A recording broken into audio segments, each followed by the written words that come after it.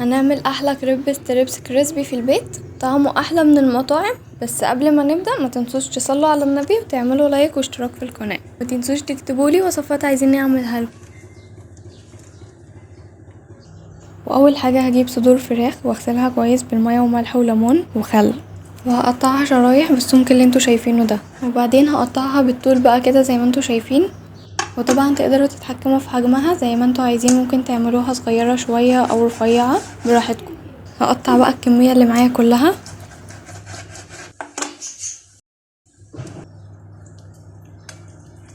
بعدين هتبل بقى الفراخ بمعلقة كبيرة بابريكا، معلقة كبيرة توم باودر،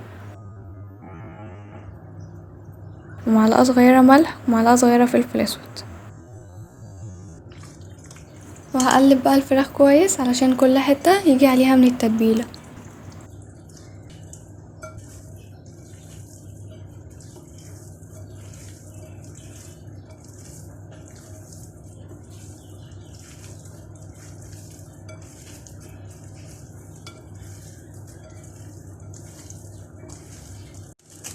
بعد كده هغطي الطبق وهدخله التلاجة لمدة ساعة.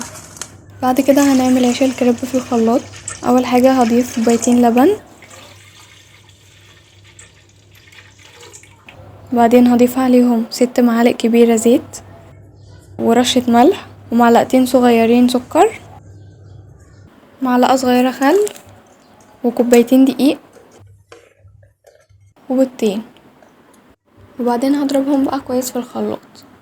وممكن نعمل الكريب بالمية والدقيق، بس طبعا الطعم هيبقى مختلف. هنجيب 3 كوبايات مية و3 كوبايات دقيق ومعلقة صغيرة ملح ومعلقة كبيرة سكر، وهنضربهم في الخلاط وبعدين هنصفيهم.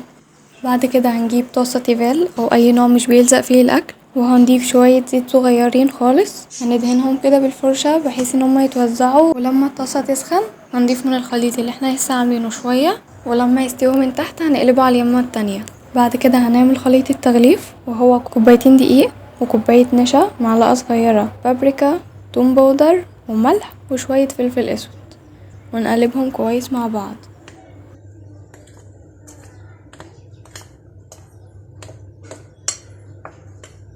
وفي طبق تاني هجيب بيضة اضيف عليها شوية فلفل اسود صغيرين علشان الزفارة، وهقلبها.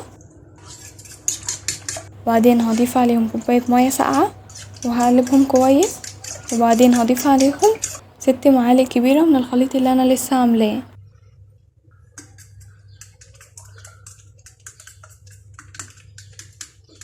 بعد كده هجيب قطع الستريبس اللي انا حطاها في التلاجة، وهننزل بيهم في خليط البيض، وبعدين هننزل في خليط الدقيق ونغطيها بطبقة كده من الدقيق.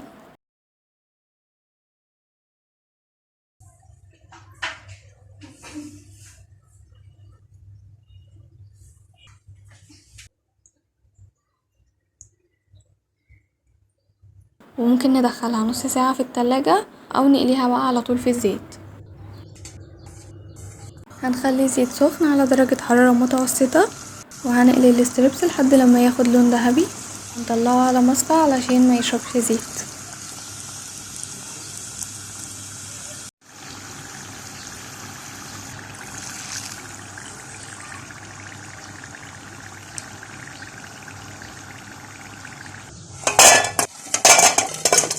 بعد كده هجيب العيش واقسمه من النص زي ما انتوا شايفين كده علشان اقدر الفه. بعد كده هضيف كاتشب ومايونيز واي صوص انتوا تحبوه.